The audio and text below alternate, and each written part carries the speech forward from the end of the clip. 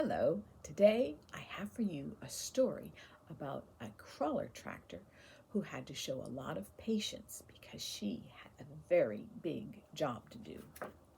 The book is Katy and the Big Snow by Virginia Lee Burton. Katy was a beautiful red crawler tractor. She was very big and very strong, and she could do a lot of things. Katy had a bulldozer to push dirt around with. Katy also had a snowplow to plow snow with. Katy belonged to the highway department of the city of Geopolis. The highway department repaired the roads in the summer and kept them clear of snow in the winter, so traffic could run in and out and around the city.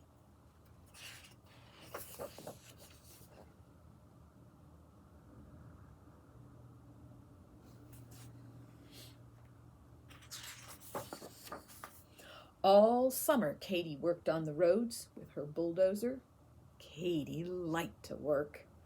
The harder and tougher the job, the better she liked it. Once, when the steamroller fell in the pond, Katy pulled it out. The highway department was very proud of her. They used to say, "Nothing can stop her." When winter came, they put snowplows on the big trucks and changed Katy's bulldozer for her snowplow. But Katy was so big and so strong, she had to stay home because there was not enough snow for her to plow. Then, early one morning, it started to drizzle. The drizzle turned into rain. The rain turned into snow. By noon, it was 4 inches deep. The highway department sent out the truck plows. By afternoon, the snow was 10 inches deep and still coming down. "Looks like a big snow," they said at the highway department, and sent Katy out. A strong wind came up and drifts began to form. 1 foot, 2 feet, 3 feet, 5 feet. The snow reached the first-story windows, the second-story windows, and then it stopped. One by one, the truck snowplows broke down. The roads were blocked. No traffic could move. The schools, the stores, the factories were closed. The railroad station and airport were snowed in.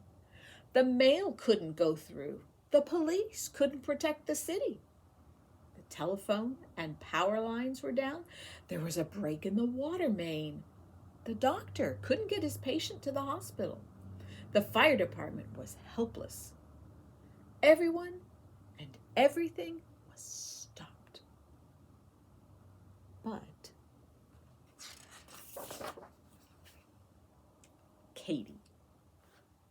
The city of Geopolis was covered with a thick blanket of snow.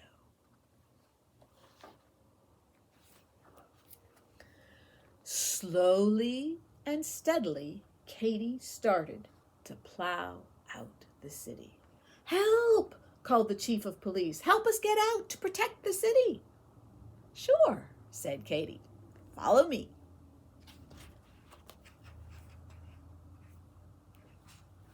So, Katy plowed out the center of the city. "Help!" called out the postmaster. "Help us get the mail through."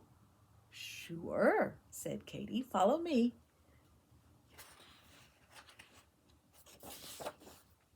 So Katy plowed down to the railway station.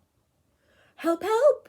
called out the telephone company and the electric company. "The poles are down somewhere in East Geopolis." "Follow me," said Katy.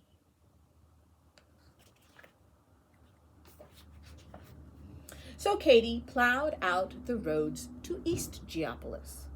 "Help!" called out the superintendent of the water department. "There's a break in the water main somewhere in North Geopolis." "Follow me," said Katy.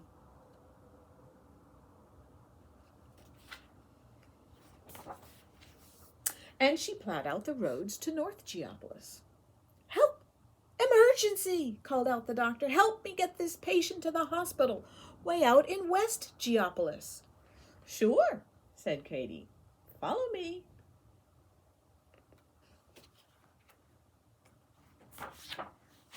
So Katy plowed out the roads to the hospital. "Help! Help! Help!" called out the fire chief. "There's a 3-alarm fire way out in South Geopolis." "Follow me," said Katy.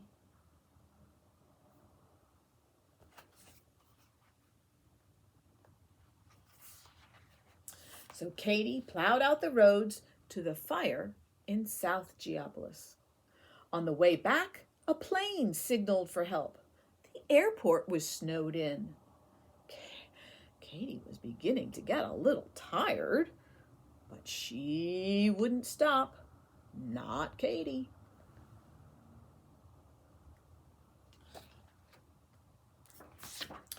She hurried over to the airport and plowed out the runways so the airplane could land safely.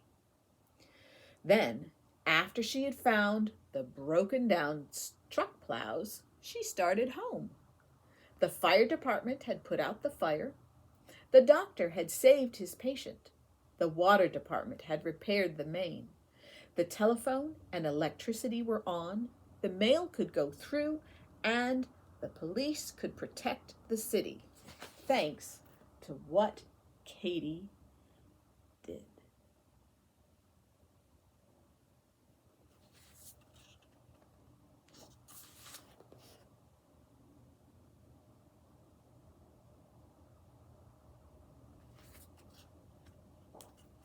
Katy finished up the side streets so traffic could move in and out and around the city.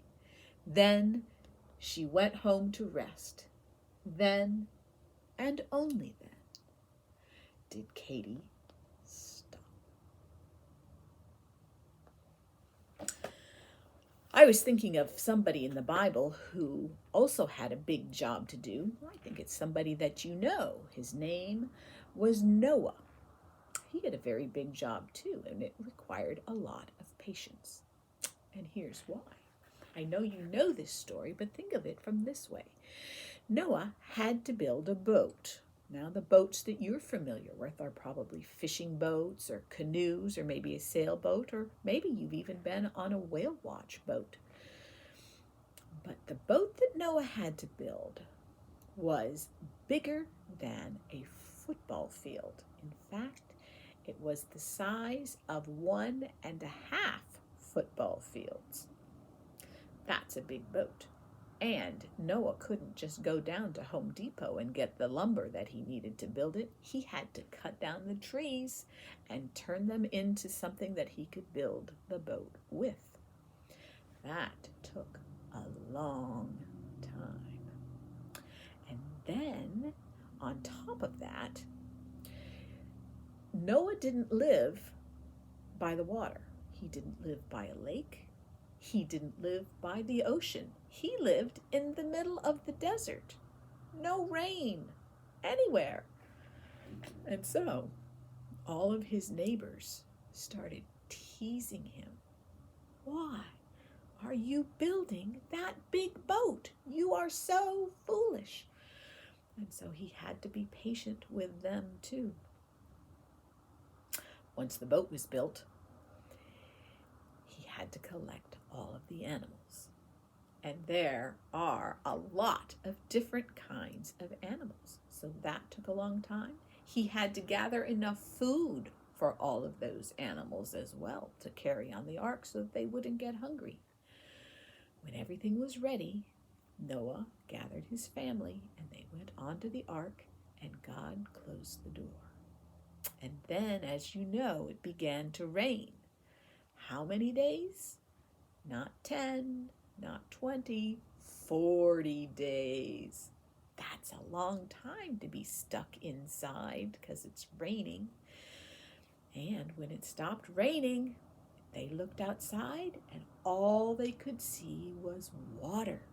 There was no place to land, so they had to stay on the boat longer.